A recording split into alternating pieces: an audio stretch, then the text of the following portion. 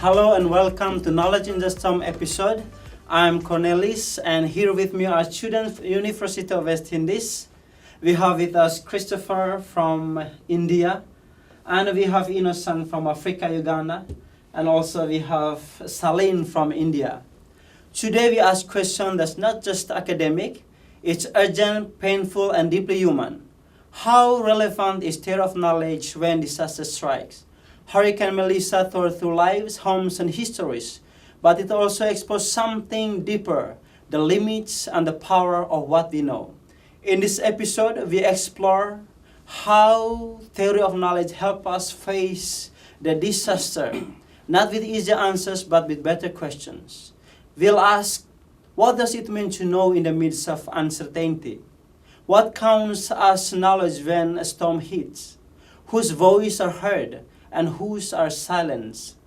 How can emotion, faith, and lived experience be valid ways of knowing? How do we rebuild, not just physically, but intellectually and physically and spiritually? This isn't just a theory. It's a call to dignity, to reflection, and to action. So let's begin. So let's listen from the ideas and the reflection of our students from the University of West Indies. What does it mean to know in the midst of uncertainty? Thank you so much. For me, in my perspective, we have a lot of knowledge, or I can say types of knowledge, in the midst of uncertainties. In my perspective, I'm going to talk on the knowledge that is called knowledge by acquaintance. Knowledge by acquaintance is the knowledge of something. For example, in the Hurricane Melissa, people had the experience of Hurricane Gilbert. So when they were being told, when they saw on the newspapers, when they saw on the TV that hurricane is coming. So in that case, that one counted as knowledge in the midst of that storm. Right. Before the Hurricane Melissa, we heard the news. It was unpredictable. They were saying that Hurricane Melissa will hit Jamaica on Saturday, if I'm not mistaken, and they moved to Sunday, to Monday, and exactly hit Jamaica on Wednesday, right? So there's also unpredictability among the weather forecast. There is a degree of certainty in knowledge, and also as you say about tacit knowledge, whereby personal experience, but there are also a collective experience from the indigenous knowledge. So what you can say about the indigenous knowledge regarding to what does it mean to know in the midst of uncertainty? Well, according to my own opinion, you know that indigenous people, the people that they do not really follow the text or scientist knowledge or academic knowledge, for example, but what really the focus is this lived experience, and let us say midst of uncertainties.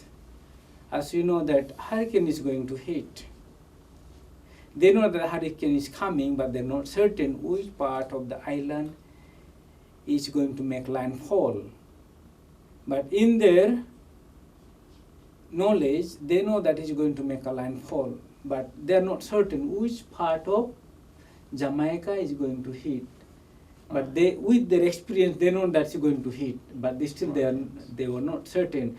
But they're certain, you can say their probability was high that is going to hit Jamaica. Yes, indigenous knowledge.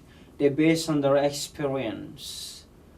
So on their past experience, they use that past experience as a means to know what will happen next hurricane when it hits Jamaica. So how we reconcile the justified true belief as traditional knowledge with the question, what does it mean to know in the midst of uncertainty? Well, for me, what I can say is that in order to know something, we have to have justifying true belief theory. To know something, the like example I'll give, the Hurricane Melissa is coming. Well, we don't know yet unless we heard from the broadcast or from the news. So for me, to know something, I have to have some reason or the news from the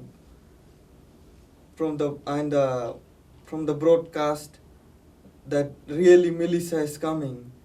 Right. I mean, for me, it is a hard question. What does it mean to know in the midst of uncertainty? For me, if you know in the midst of uncertainty, it means to break the uncertainty since you know it already. But to know in the midst of uncertainty, the first you have to know that you're uncertain. But for me, the best knowledge to use in this moment of uncertainty is a logical reason. You can use your common sense, logical reasons when you have the past experience, as you mentioned, your personal experience, your collective experience as indigenous people. When you have Gilbert, for example, with the signal number 3, and the weather forecast tell us that there will be signal number 5, Hurricane Melissa will hit Jamaica. So we already know what the difference between the number 3 and 5. Just the categories, it gives us the ideas that if the signal number 3 is already strong like this, how much more number 5? Does this help us to have the ideas of what we're going to prepare? So logical knowledge also help us to anticipate even though we don't experience them right away, but it gives you the big idea to prepare yourself regarding what next. So I have a next question for you. What counts as knowledge when storm hits? Well, according to my own opinion, when storm hits the country, we have to always look for something that if we are injured or our people are injured, we have to look for medicine, for example. Right, you count medicines as knowledge, so that's Yes. it. So how you tell us about medicine become knowledge on that situation? Well, because basically that become knowledge because in that moment, hospital is not available, Right. doctors are not available, nurses are not available. What is available is that some herbal medication maybe, or bush medicine. Apart from that, we don't have much option. We have to select something or we have to look for something that indigenous people know.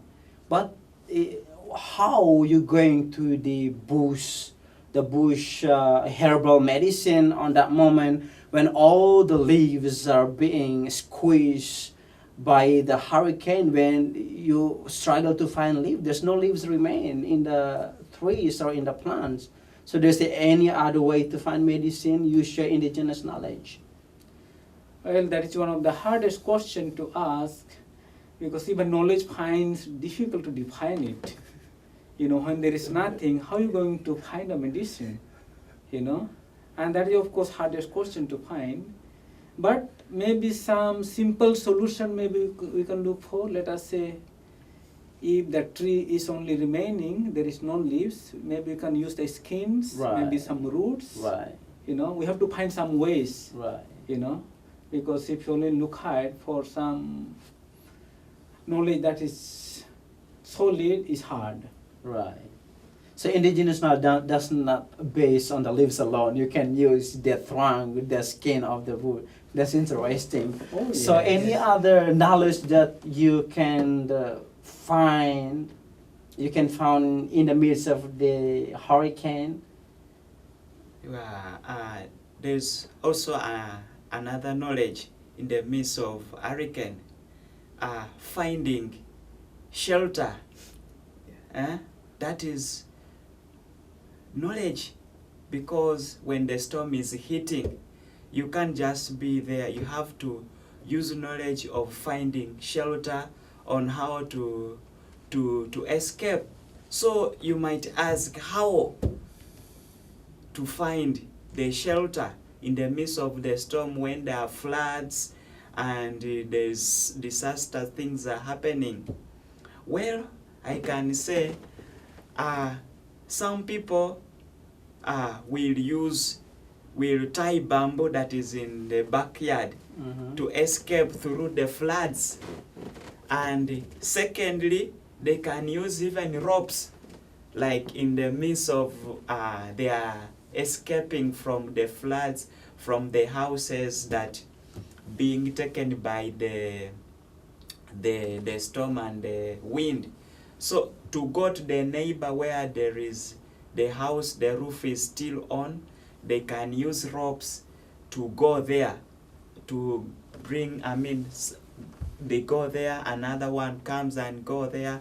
So in that midst, by escaping using the bamboo, using the ropes, that one counts as knowledge in the midst of that disaster. Is there any other knowledge that can be discovered during the Hurricane Melissa? Yes, main thing that is food. In order to survive, we need food, and what I can say is that, well, we know Hurricane Melissa is coming. In order that we have to prepare beforehand, like collect food from the stores maybe, or water. Prepare well so that when the main disaster come, we are ready and we can have those food during the disaster in order to survive.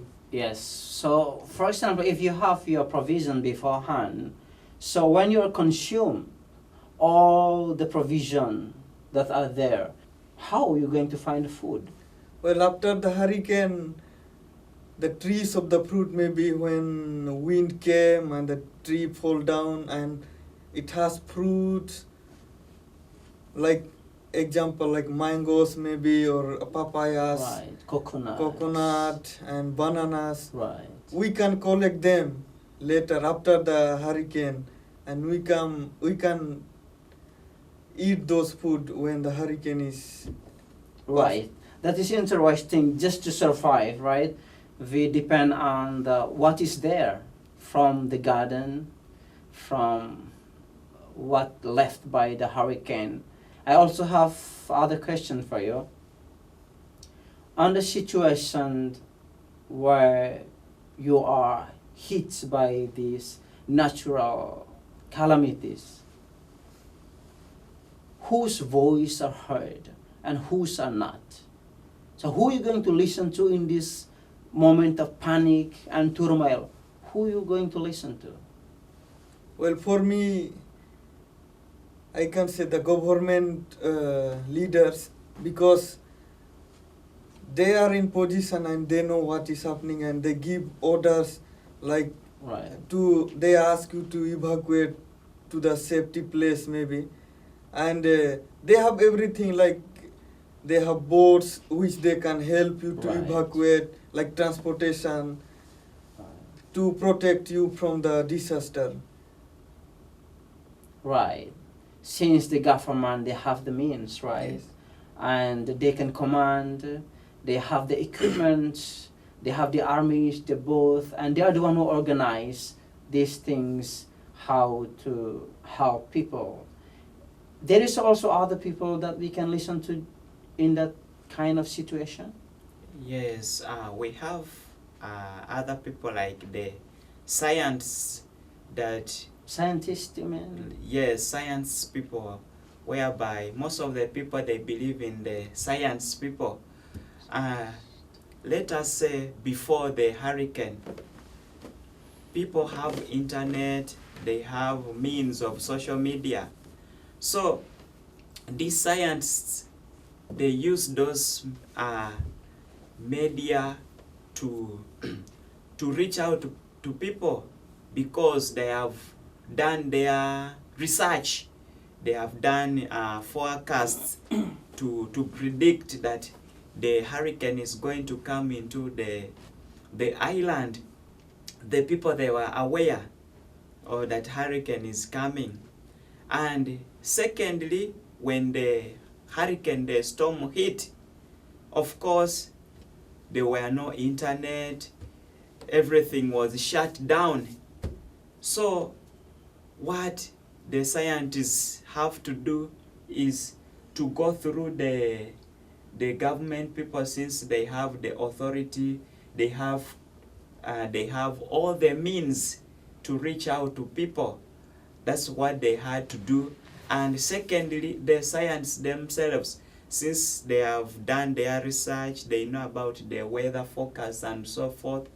Since there is no internet, everything shut down, they have to use the means of the government like transport and so forth to reach out to the people.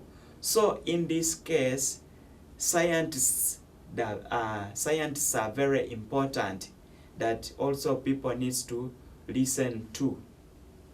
Right. But also scientists find difficulties, right?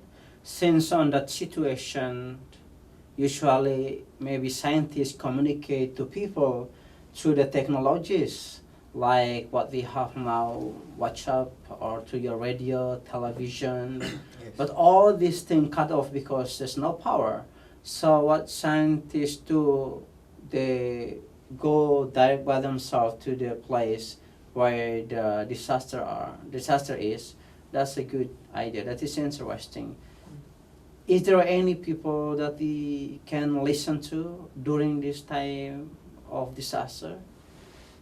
I think yes, we need to listen, and namely some of the elders. Let us say, for example, after hurricane has hit, or even before hurricane has come to the land, there are some elders are located some areas, or each area has some elders. Let us say, when I talk about areas, let us look at mostly rural areas where you don't have government offices influencing so much. Right. But those are the moment I think we need to listen to the elders because of their experience with previous hurricane, let us say Burley or Gilbert or whatever, small or big.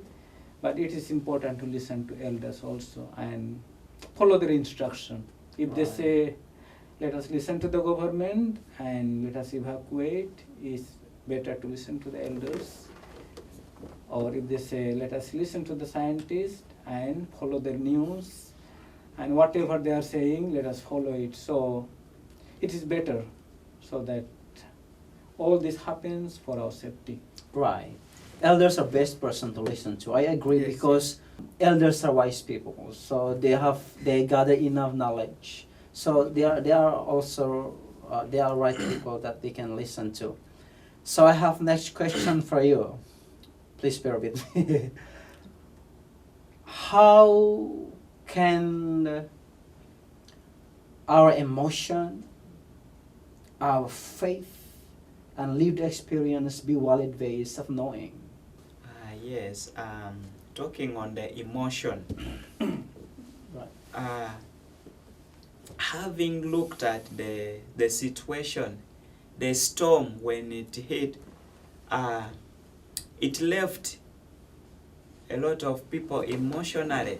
I personally, I was left emotionally. Before, I'd never seen something like that.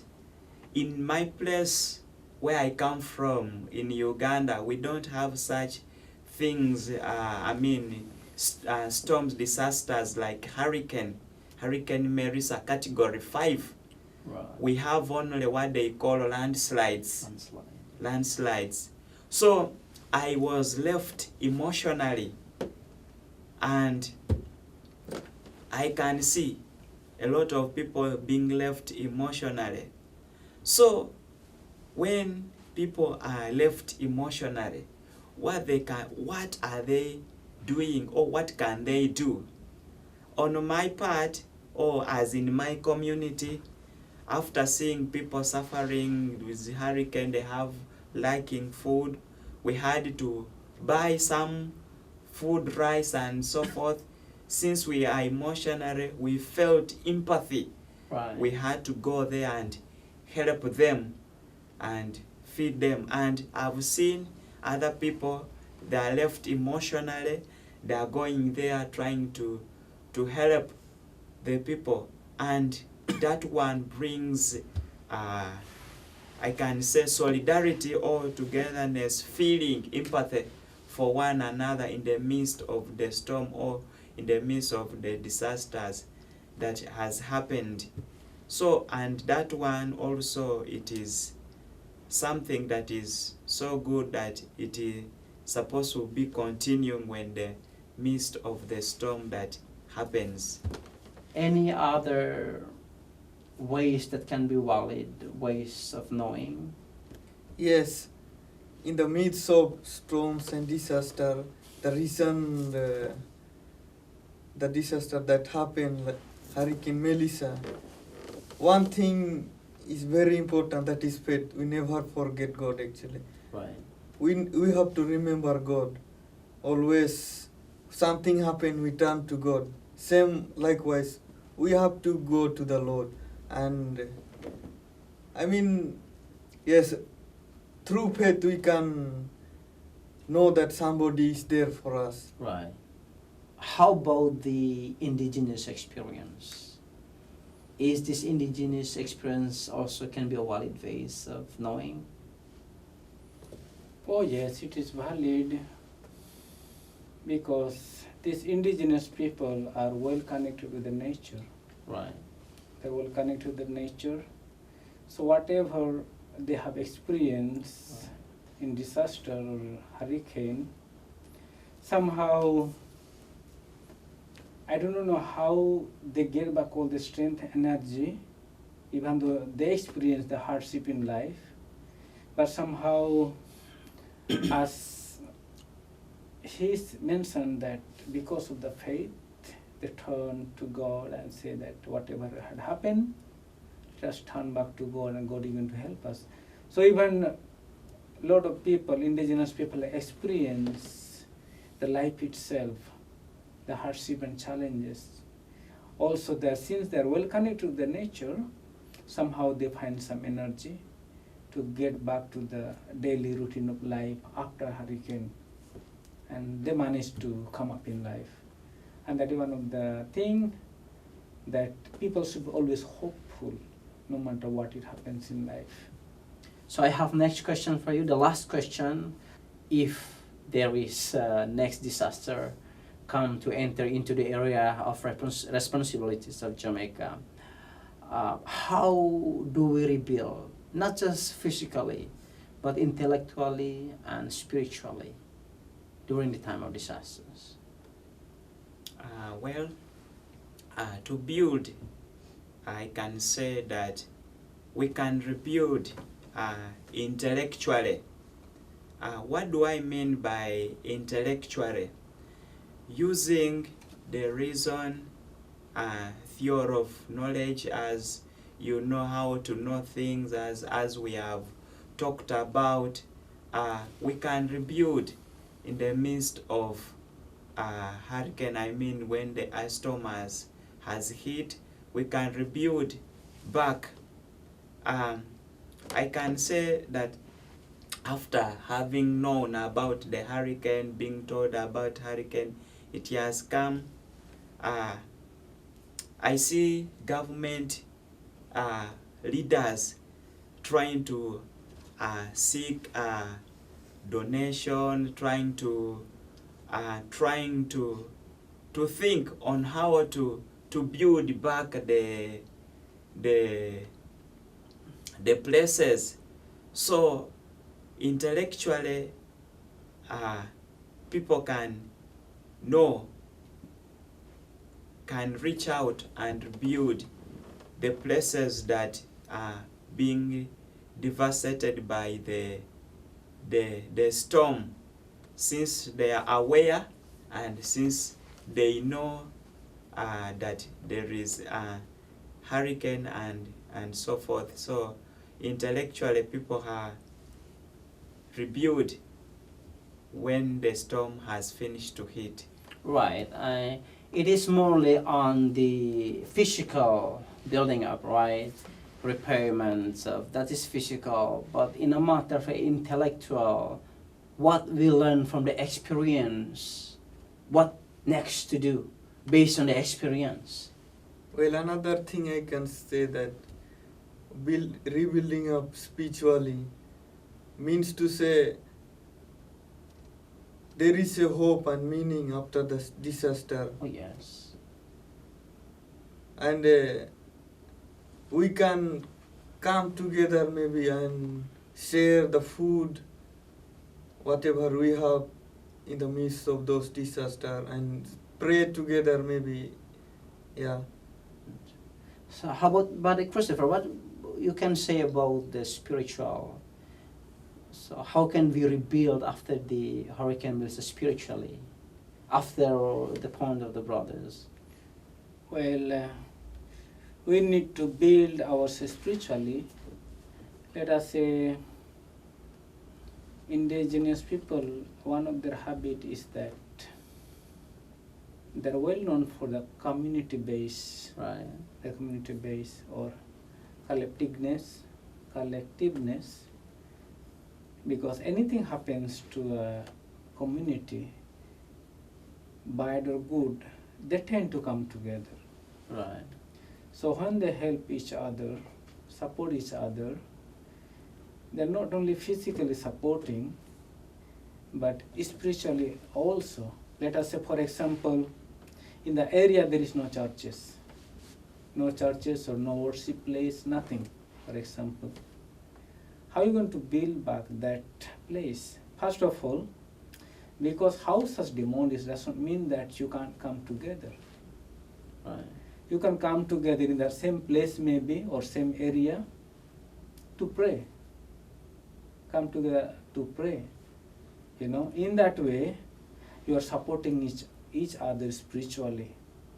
It's like a disaster has come, it has struck us and it has gone. So with that hope, we have to continue our life. We cannot be living in hopelessness, saying that, oh Melissa, why did you come, Melissa? No, we have to start living the life. Right. You know, we have to start building the life, helping each other, supporting each other spiritually. Right. You know, then only we can move forward. As we know, the Jamaicans are very strong in that. Right. They're strong Because- people. Right. Yes. In the when we look at the Wender brothers, when there many people instead of complaining, they're thanking God because they survived. Oh yes. Yes, because when we look at it during the Hurricane Melissa, no human can stop it. Even how strong you are, even you have the technologies, the advancement of all these technologies that are made by human, by the intelligent people, it cannot stop the natural disaster. The only person that we can turn is to God. The only person that we can take, the highest being, the person that we believe, we trust, that have the power, control over all things that happen. So thank you very much. I'm glad to have you here with me. So thank you for your time. Thank you for your ideas, experiences. Thank you, that wonderful thoughts that you have shared with me and with us. I hope this can bring benefits for the people. not only for mere discussion, but for bring us for the betterment in our preparation regarding the natural calamities. Thank you once again. Thank you very much. And for those who join us online, thank you very much, and continue to support us in a matter of preparation regarding the natural disasters. Once again, thank you.